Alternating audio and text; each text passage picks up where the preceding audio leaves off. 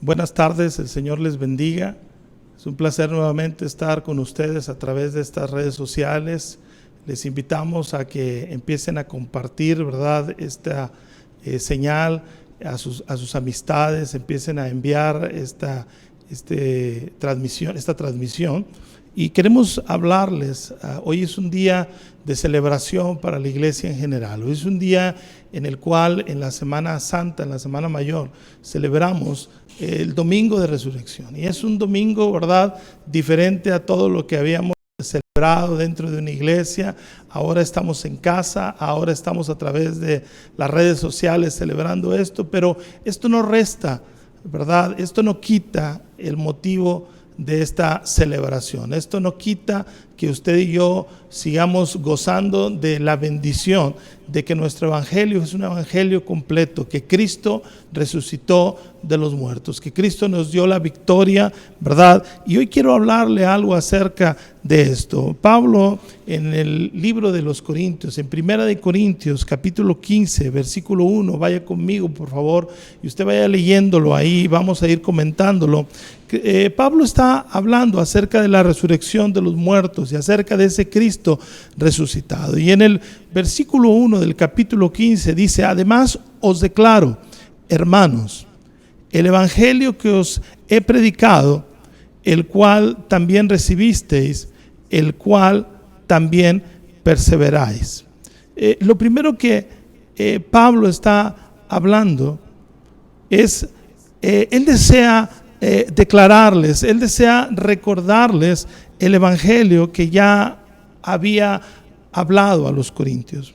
La iglesia de hoy necesitamos que sea necesario, ¿verdad? De vez en cuando se nos recuerde, se nos hable, se declare de nuevamente este evangelio de las buenas nuevas que se había predicado. Sobre todo también debemos recordar que como iglesia no debemos de dejar de predicar. Así como Pablo decía, les declaro este evangelio, y él estaba predicando y él estaba hablando este evangelio. Así la iglesia de hoy, así usted y yo también debemos de hablar de estas buenas nuevas de salvación. La gente hoy más que nunca necesita saber que necesita un Salvador, que hay una condenación eterna para los que están sin Cristo. Así que usted y yo fuimos preparados para este tiempo, fuimos enviados para este tiempo, que a través de toda esta situación que vivimos, a través de esta situación que estamos pasando como iglesia, que hoy usted pueda transmitir, pueda enviar un mensaje y pueda llegar a esa familia, a esas personas que quizás no conocen de Dios, y que también usted pueda declarar este mensaje de salvación. Porque la Biblia habla en el libro de Lucas, en el capítulo 17, 26, cuando hace referencia y dice que la venida del Hijo del Hombre sería como en los días de Noé. Y en los días de Noé usted analiza y dice la Escritura que ellos comían, bebían, se casaban y se daban en casamiento hasta el día que entró Noé en el arca y vino el diluvio y los destruyó a todos. En otras palabras, la gente seguía, ¿verdad?, su estilo de vida, lo que hacían de costumbre, seguían haciendo caso omiso a la oportunidad de salvación que el Señor les brindaba a través de este mensaje de Noé y a través del arca que había sido preparada para que fuesen salvos. Hoy, más que nunca, la iglesia necesita proclamar este mensaje de buenas nuevas. Usted y yo tenemos que seguir predicando el evangelio y mostrando a la gente la oportunidad de salvación a través de Jesucristo. Independientemente de que la gente haga caso o no a usted o a mí, usted y yo debemos de seguir predicando y aprendiendo de esto que Pablo enseña, diciendo, ¿verdad?, a los corintios que él quiere declarar este mensaje. Y lo segundo que dice Pablo es que el evangelio que os he predicado, el cual también recibisteis, el cual también perseveráis. Es decir, hubo gente que sí recibió este mensaje, pero también que perseveró en él. Necesitamos no solamente ser la iglesia que recibe un mensaje. ¿Cuánta gente, verdad, podemos recordar que fue cristiano, fue congregante en algún tiempo, pero después de algunas circunstancias o factores claudicaron en la fe. Pero hoy necesitamos ser una iglesia que no solamente recibe un mensaje de salvación, no solamente recibe un mensaje de buenas nuevas, sino es una gente que persevera hasta el final. Una iglesia que hemos recibido el mensaje de Jesucristo como nuestro Salvador, ese mensaje de amor, ese mensaje de su gracia que trajo una nueva vida a nosotros, pero tenemos que perseverar en Él. Tenemos que estar firmes en este evangelio, en este mensaje. Así que yo le invito a que usted y yo sigamos creyendo, sigamos teniendo fe sin claudicar. Que anime a los que conoce, a los que tiene a su familia, a los que han recibido este mensaje, y les diga: no es tiempo, ¿verdad?, de doblegarnos, no es tiempo de decir, bueno, ya he vivido muchos años en el evangelio, tengo conocimiento de las cosas de Dios. Al contrario, es tiempo para que usted y yo redoblemos esfuerzos, porque alrededor los mismos periódicos hablan acerca del final de los tiempos. Ayer veía yo una publicación en el periódico, en el New York Times, decía que se acercaba, que la gente especulaba, decía, las religiones, diversas religiones, decían acerca del final de los tiempos, acerca de los acontecimientos apocalípticos, ¿verdad?, que veían, que vislumbraban, que miraban alrededor, y había esa intranquilidad. Y hoy más que nunca necesitamos como iglesia, ¿verdad?, no dejar de predicar y no dejar, los que hemos recibido este mensaje, no claudicar. Necesitamos perseverar hasta el final. Es como si alguien corriera una carrera, es como si alguien avanzara hacia la meta y a los pocos metros de llegar a la meta dijera: ya estoy cansado, dijera: ya no puedo continuar, dijera: ya no puedo avanzar. Y después de estar corriendo en el primer lugar, usted al final, a los pocos metros de llegar, usted decidiera simple y sencillamente sentarse en esa pista de carrera y decir: ya no puedo avanzar, ya estoy cansado. La realidad es que es muy estresante la situación que vivo, es muy estresante esta competencia, y usted en mitad de la pista se siente tranquilamente y dijera: voy a descansar. Al final, de como quiera, yo casi llegaba, yo conozco todo esto, yo sé todo esto. Lo que importa es llegar a la meta. Lo que importa es poder usted, como en esa carrera, que este jugador, este entrenador, esta persona que corre, tiene que avanzar y llegar hasta la línea de meta. Así usted y yo como cristianos necesitamos no solamente recibir el mensaje, necesitamos perseverar en él. Así que Pablo está hablando y dice en el versículo 2 de 1 Corintios 15, dice: por el cual asimismo, si retenéis la palabra que os he predicado, sois salvos, si no creísteis en vano. Pablo les dice: si continúan confiando en este evangelio, si retienen esta palabra que les prediqué, serán salvos. Si no, de nada servirá que lo hayan aceptado. Pablo está enfatizando esta situación. Pablo está diciendo: si no retienen esta palabra que les prediqué, entonces de nada servirá que le hayan aceptado. Y en el versículo 3 dice: porque primeramente os he enseñado lo que asimismo recibí, que Cristo murió por nuestros pecados conforme a las Escrituras. Pablo dice: yo les transmití lo que yo recibí, les comuniqué el mensaje que yo recibí. Iglesia, tenemos que pensar y decir: ¿qué mensaje estamos recibiendo? Y no solamente preguntarnos qué mensaje estamos recibiendo, sino también qué mensaje estamos transmitiendo. como iglesia, tenemos que preguntarnos. Si Pablo, él tenía claro, y Pablo decía, porque primeramente os he enseñado lo que asimismo recibí. Pablo tenía claro lo que el evangelio que él había recibido, pero tú y yo como iglesia tendremos que preguntarnos qué mensaje estamos escuchando, qué mensaje estamos recibiendo, ¿verdad? Y cuál es el mensaje que estamos transmitiendo hacia los demás. Porque inevitablemente estamos transmitiendo un mensaje, pero ¿será un mensaje de temor? ¿Será un mensaje de miedo? ¿Será un mensaje de fe, de confianza en el Señor?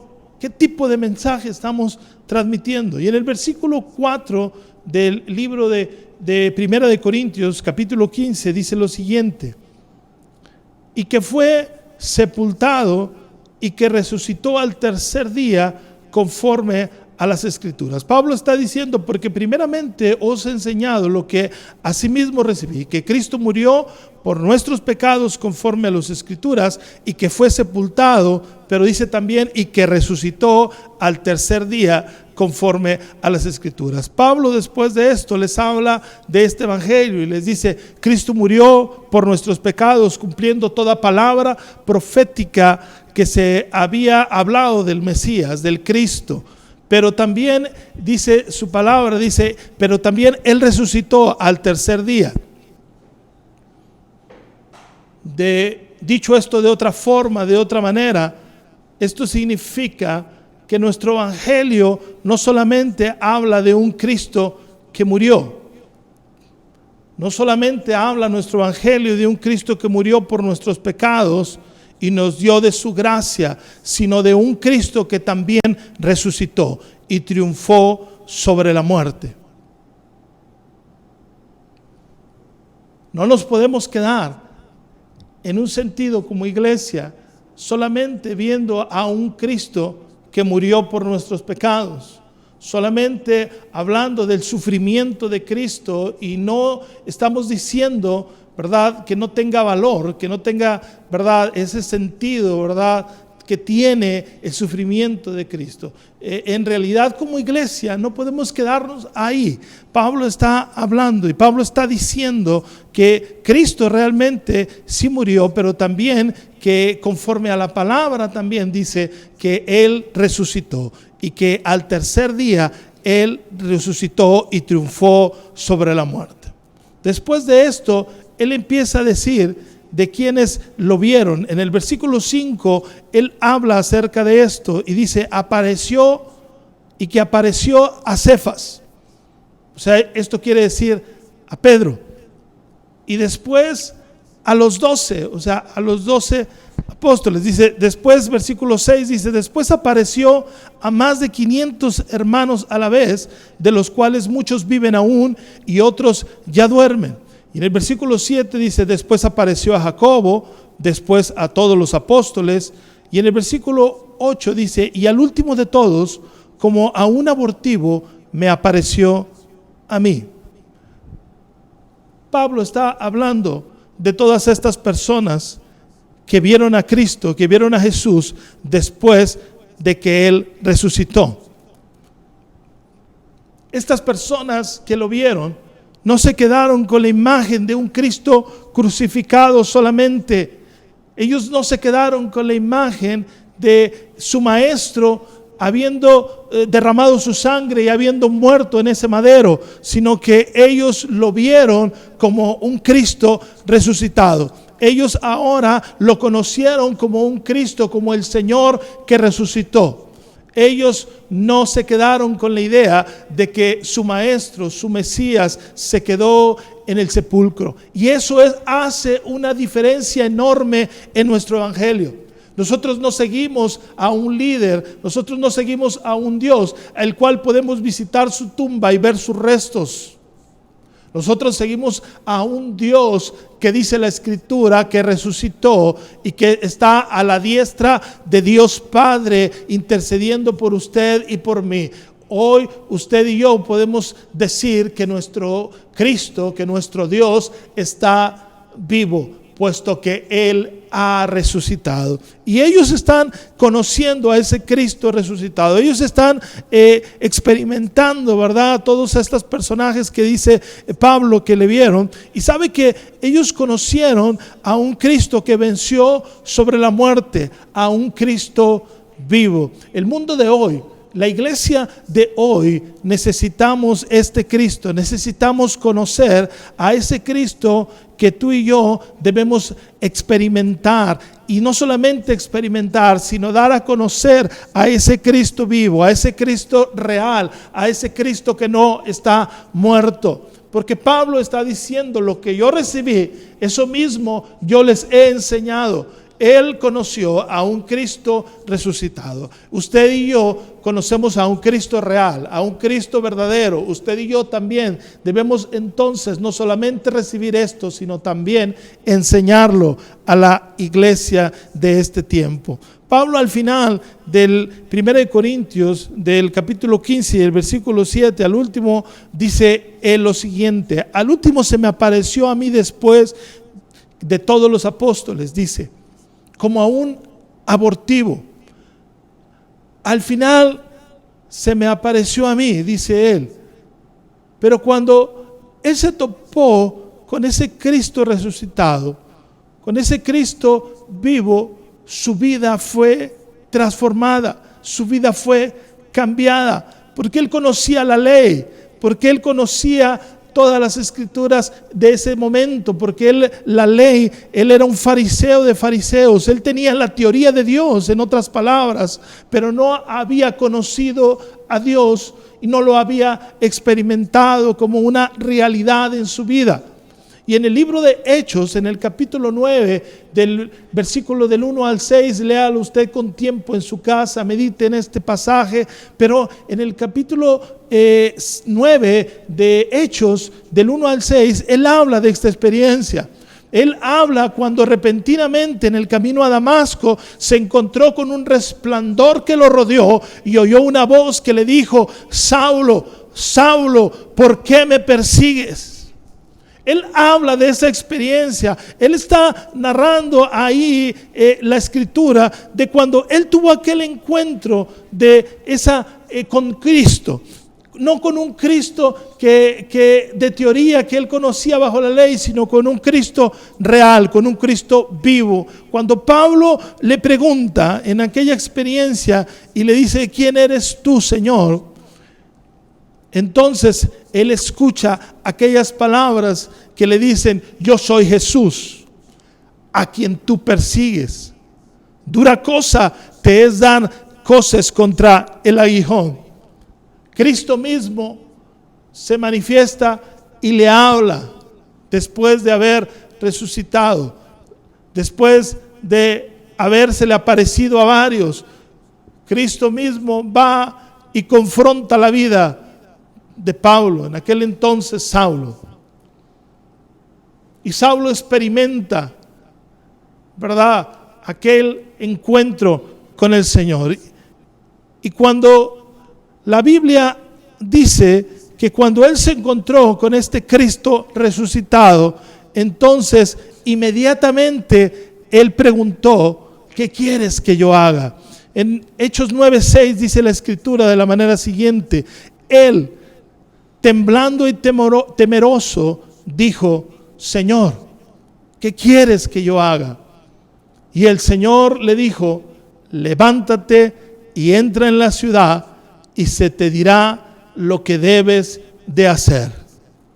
Pablo tiene este encuentro glorioso con el Señor Jesucristo, con el Cristo resucitado, y tembloroso, temeroso, inmediatamente él expresa estas palabras diciendo: Señor, ¿qué quieres que yo haga?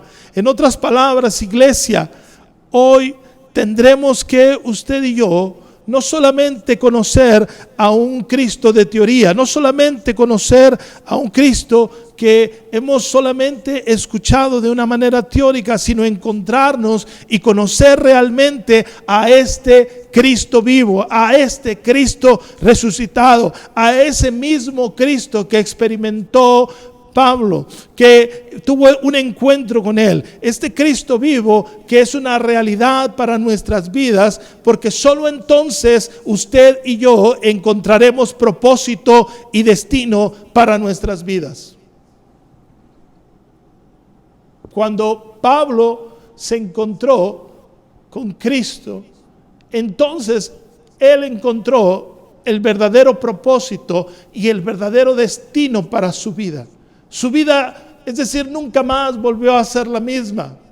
Dejó de perseguir a la iglesia y empezó a tomar la dirección que el Señor le estableció, el propósito y el destino para su vida que el Señor le estableció. Usted y yo no tendremos propósito ni destino hasta que usted y yo nos rindamos delante de ese Cristo resucitado. Hasta que usted y yo le digamos al Señor: Señor, ¿qué quieres que yo haga? Hasta que usted y yo podamos tener ese encuentro glorioso como lo tuvo aquel hombre. Y déjeme decirle que el Señor quiere esta tarde que usted no solamente le conozca, ¿verdad?, de una manera teórica. Él quiere hacerse una realidad sobre su vida. Y si volvemos a 1 Corintios 15:9, dice lo siguiente: porque yo soy el más pequeño de los apóstoles, dice Pablo, que no soy digno de ser llamado apóstol porque perseguí a la iglesia de Dios. Pablo no está buscando un reconocimiento de los hombres. Pablo no está buscando una posición de jerarquía entre los mismos apóstoles o entre la iglesia de aquel tiempo. Y nosotros debemos de aprender de este pasaje, porque no se trata de pelear una posición dentro de la iglesia, no se trata de ver quién es mayor, ¿verdad? Y se trata simple y sencillamente de hacer lo que el Señor nos ha mandado a hacer como una sola iglesia. Y sabe que él solito se autoconsidera el más pequeño de todos, ¿verdad? Que si por él fuera, dice que ni siquiera soy digno de ser llamado apóstol porque perseguía a la iglesia. Y no es que en realidad él fuera el más pequeño. Pablo llegó, algunos historiadores, algunos teólogos creen que él fue de los más grandes, algunos dicen el más grande, ¿verdad?, de los apóstoles, pero sin embargo su concepto, ¿verdad?, él se decía: yo soy el más pequeño de todos, ¿verdad? Iglesia, no se trata de una posición, se trata simplemente de rendir nuestra vida ante ese Cristo resucitado.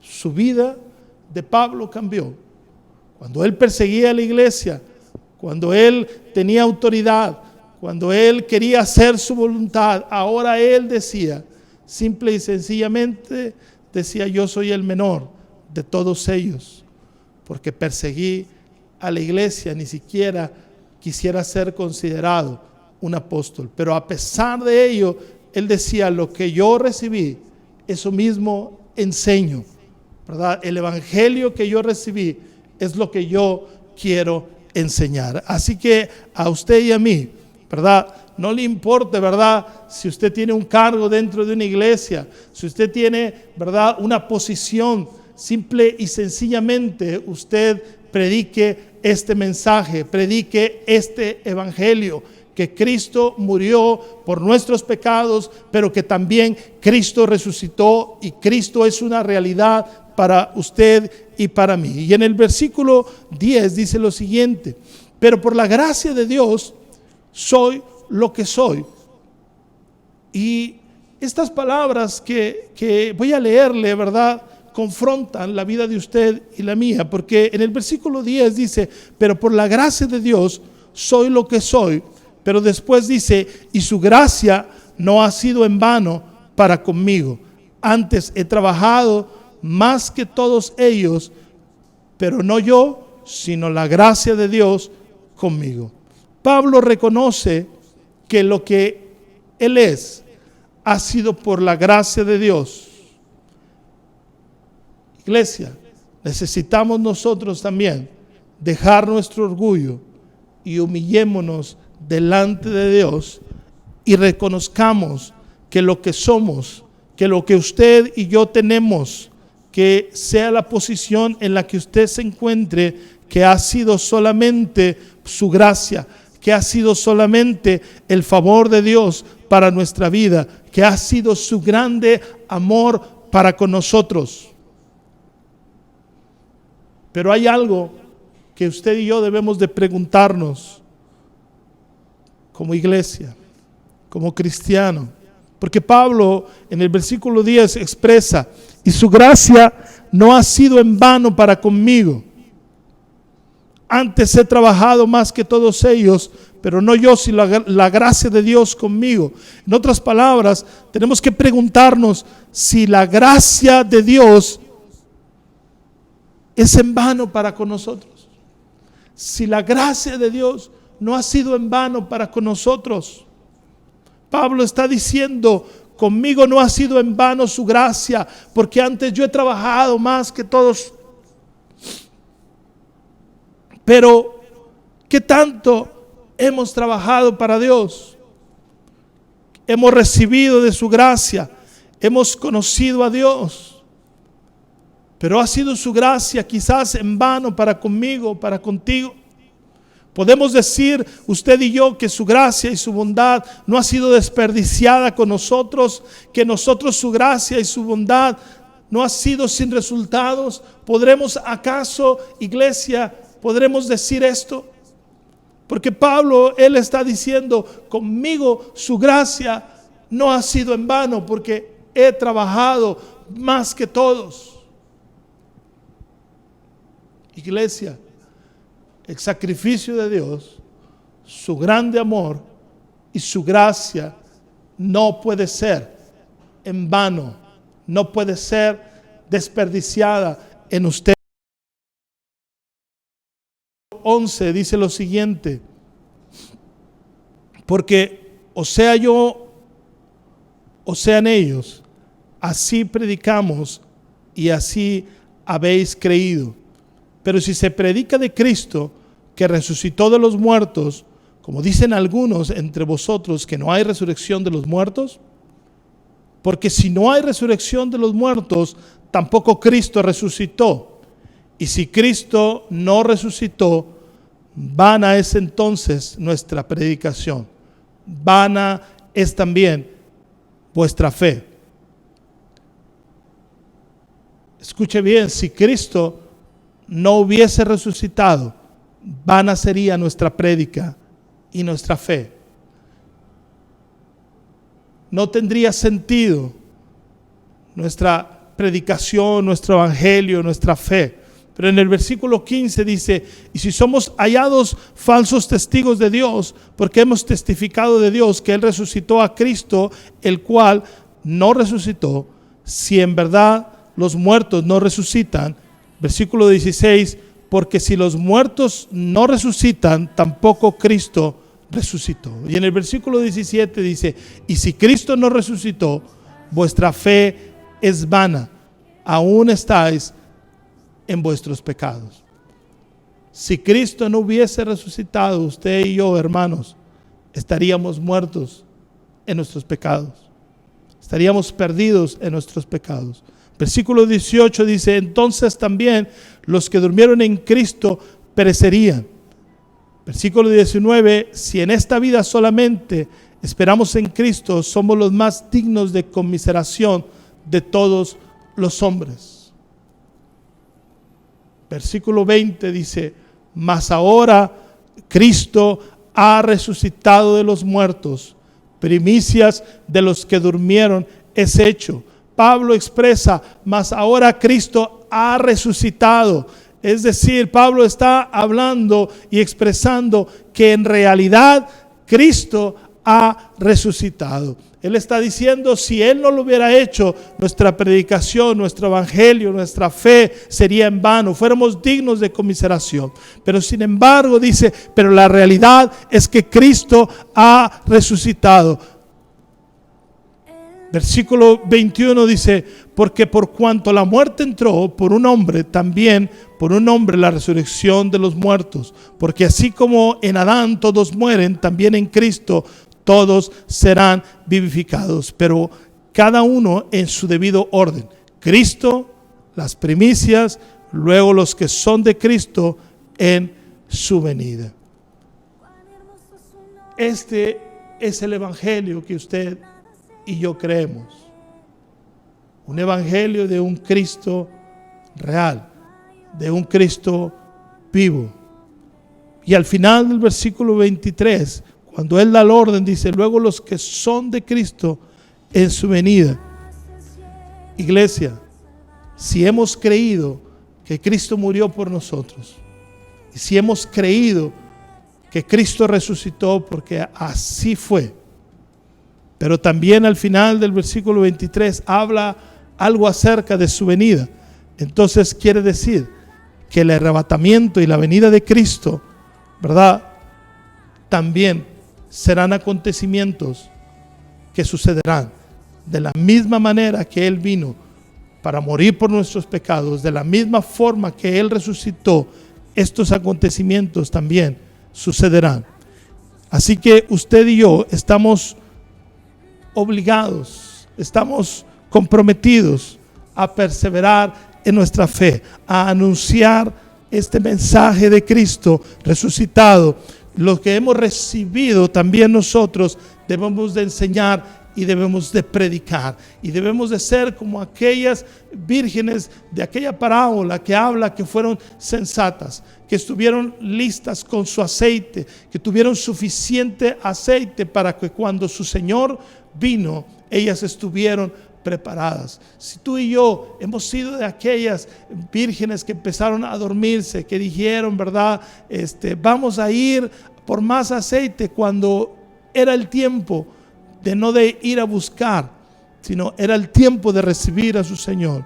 Hoy es el tiempo en que usted y yo debemos de prepararnos, debemos de recibir este mensaje, este evangelio completo, pero también debemos de predicar. La Semana Santa es una época en la cual la gente se sensibiliza en el hablar de las cosas de Dios. Todo lo que acontecimientos que han sucedido, la gente está hoy lista, quiere escuchar de este mensaje. Pero ¿qué vas a predicar? ¿Qué vas a hablar? ¿De un Cristo que murió? ¿De un Cristo que sufrió? ¿O de un Cristo que también resucitó? ¿De un Cristo vivo que es una realidad? Porque cuando Pablo tuvo aquel encuentro con Cristo en camino a Damasco, su camino, su destino, su propósito fue cambiado. Así tu vida y mi vida tendrán que ser cambiado, tendrá que ser transformado por este mensaje de la cruz. Quiero darte las gracias por este tiempo de transmisión. Y quiero hacer una oración al finalizar. Quiero que podamos orar y queremos darle las gracias a Dios por la obra que Él ha hecho. Pero que también podamos decirle, Señor, ¿qué quieres que yo haga? Aquí estoy.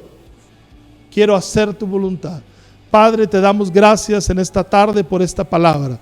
Señor, te damos gracias por esta transmisión, Señor, y queremos, Padre, que tú puedas no solamente, Señor, que la gente que escuchó este mensaje no solamente se quede, Señor, con un conocimiento tuyo, Señor, sino que pueda ser revelado a cada uno de ellos, Padre, que ellos puedan recibir ese propósito, ese destino eterno que tienes para cada uno de ellos, Señor, que ellos puedan ser un canal de bendición, que tu iglesia, papá Dios, pueda expresar también, como lo dijo Pablo, no ha sido en vano su gracia sobre mí. Padre, hoy queremos, Señor, que podamos decir también, como expresó este hombre, Señor, que quieres que nosotros hagamos, que quieres, Señor, que nosotros hagamos por tu obra, Señor. Sabemos que tú eres un Cristo victorioso, un Cristo que venció la muerte, un Cristo que resucitó, Señor, un Cristo que se hace una realidad como aquellos hombres a los cuales te le apareciste, a los cuales tuviste presentándoteles, papá Dios. Así también, Señor, para nosotros eres un Dios real, eres un Dios vivo, Señor, y trae propósito y trae destino para este tiempo, para tu iglesia. En el nombre de Cristo Jesús. Gracias, Señor. Amén. Amén. El Señor te bendiga. Muchas gracias.